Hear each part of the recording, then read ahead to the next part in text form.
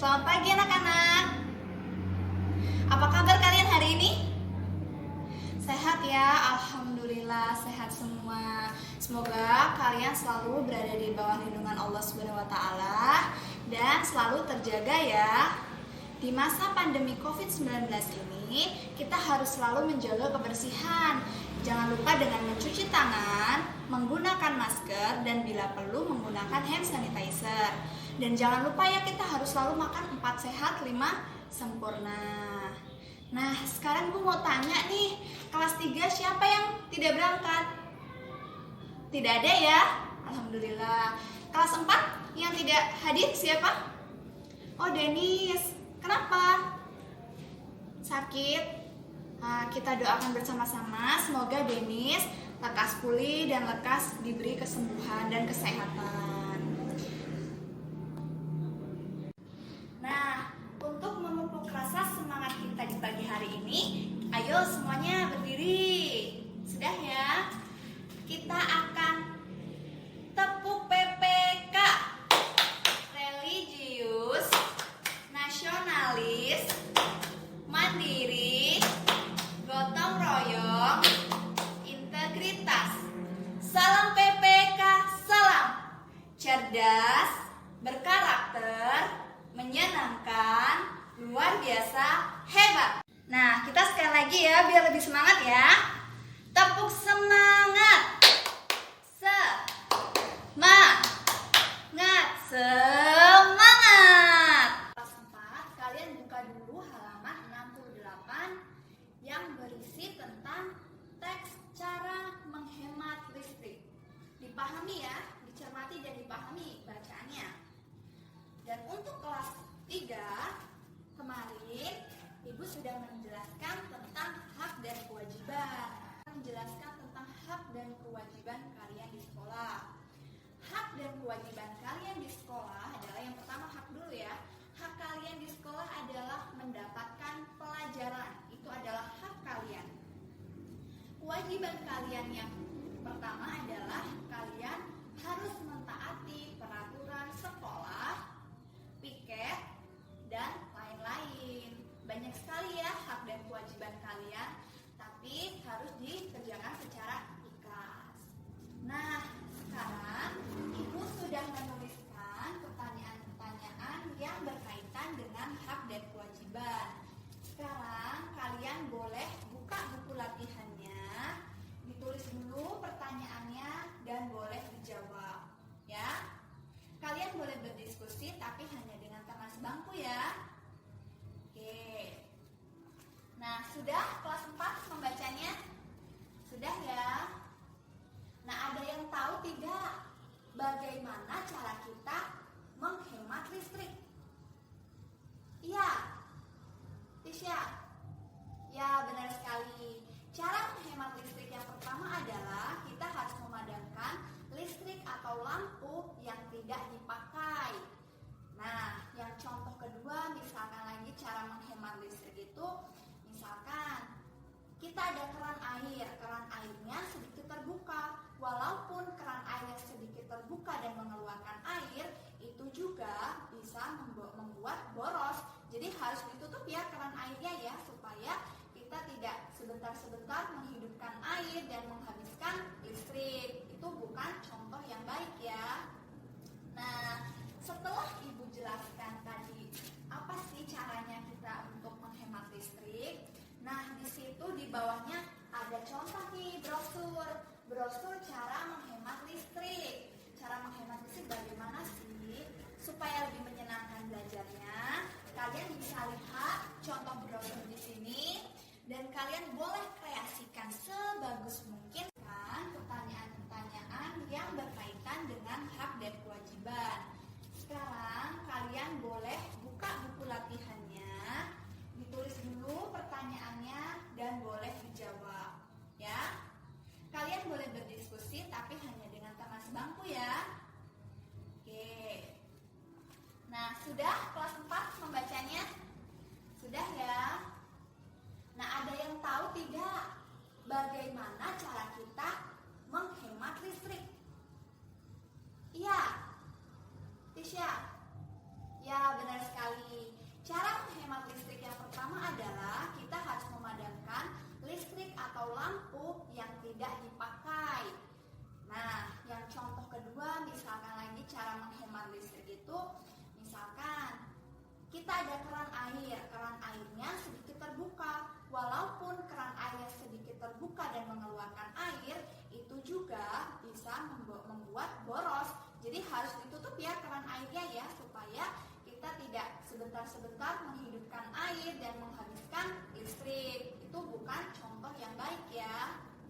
Nah, setelah Ibu jelaskan tadi apa sih caranya kita untuk menghemat listrik, nah di situ di bawahnya ada contoh nih brosur cara menghemat listrik. Cara menghemat listrik bagaimana sih supaya lebih menyenangkan belajarnya?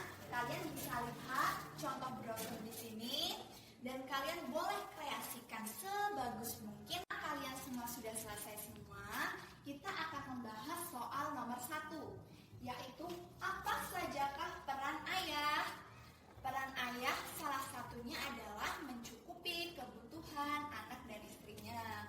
Memang banyak sekali ya peran ayah, tapi salah satunya adalah mencukupi kebutuhan keluarga. Pasti banyak sekali peran ayah yang selanjutnya. Dan yang kedua, apa bunyi sila kelima Pancasila? Ada yang tahu? Ya, benar sekali. Keadilan sosial bagi seluruh rakyat Indonesia. Jadi, selagi kita ada di Indonesia, bermasyarakat, kita harus mendapatkan hak dan kewajiban yang sama, yang adil, antara satu dengan yang lainnya. Dan yang ketiga, tulislah hak dan kewajibanmu di rumah. Nah, di sini pasti jawabannya berbeda-beda ya. Ada yang menjawab banyak, ada yang menjawab sedikit. Nah, salah satu contoh dari hak dan kewajiban kalian di rumah adalah yang pertama, kita akan membahas tentang hak terlebih dahulu. Hak kalian di rumah adalah hak mendapatkan kasih sayang, termasuk kewajibannya. Karena kalau kalian di rumah itu yang mengatur segalanya adalah orang tua. Kalau misalkan orang tua memberikan arahan, kalian nggak boleh menentangnya, tapi harus mematuhinya selagi itu benar. Nah, kita ke yang selanjutnya. Di sini ada tabel. Yang pertama ada nomor, anggota keluarga, serta tugasnya masing-masing. Yang pertama, ayah. Tugasnya apa? Yang tadi Ibu jelaskan ya. Tugasnya ayah adalah mencukupi kebutuhan keluarga. Nah, di nomor 2, tabel nomor 2. Di sini adalah anggota keluarganya adalah ibu. Ibu kalian tugasnya apa? Tugasnya adalah pertama yang pasti memberikan kasih sayang kepada anak-anaknya. Ayah juga sama ya. Tapi ibu biasanya lebih dekat ke anak-anaknya, memberikan kasih sayang, memberikan makanan yang bergizi, mendidik anak-anaknya supaya lebih giat belajar lagi dan masih banyak lagi. Lalu yang ketiga, bagi yang punya kakak, anggota keluarga yang punya kakak, tugasnya apa kakak? Yaitu membimbing adik-adiknya supaya lebih baik. Misalnya kakaknya nih ngajarin adik-adiknya sesuatu yang baik. Gak boleh ya ngajarin adik-adiknya yang sesuatu yang buruk ya. Harus mengajarkan sesuatu yang baik. Contohnya bagaimana cara menggunakan pakaian yang benar, bagaimana cara mengerjakan PR. Itu dibantu oleh kakak dan masih banyak lagi tugas-tugas kakak yang selanjutnya. Lalu yang terakhir yang punya adik ya, tugas adik.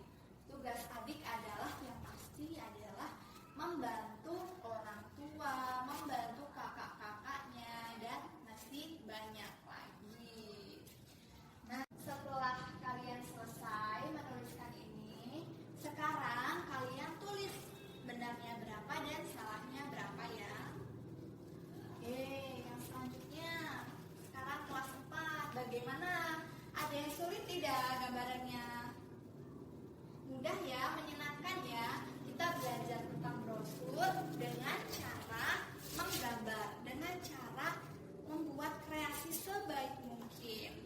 Dan kalau sudah, sekarang hasil gambarannya boleh dikumpul ke ketua kelompok masing-masing dan dikumpul di meja paling depan itu.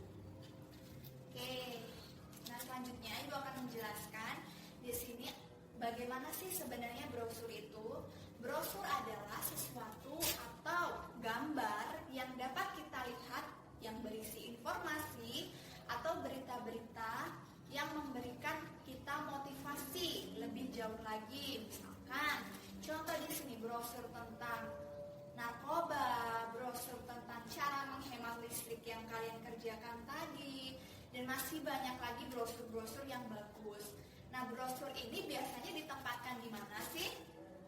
Ya, di tempat umum, di keramaian. Biasanya brosur-brosur ini ditempatkan di tempat-tempat yang mudah dilihat oleh masyarakat. Yang masyarakat nggak bosen nih, cuma ada tulisan aja tapi ada gambarnya. Oh iya nih, ada gambarnya, bagus sekali. Apa sih isinya? Oh, ternyata tentang cara menghemat listrik yang baik seperti apa. Nah, itu yang dapat Ibu jelaskan. Bila ada yang kurang jelas, boleh ditanyakan? Oh, tidak ada ya, tidak ada yang bertanya ya. Oke, Ibu lanjutkan kembali ya penjelasan Ibu.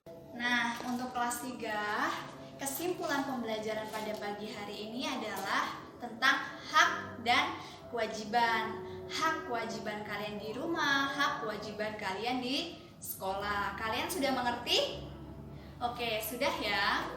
Yang selanjutnya, kelas 4. Kesimpulan pembelajaran hari ini apa ya?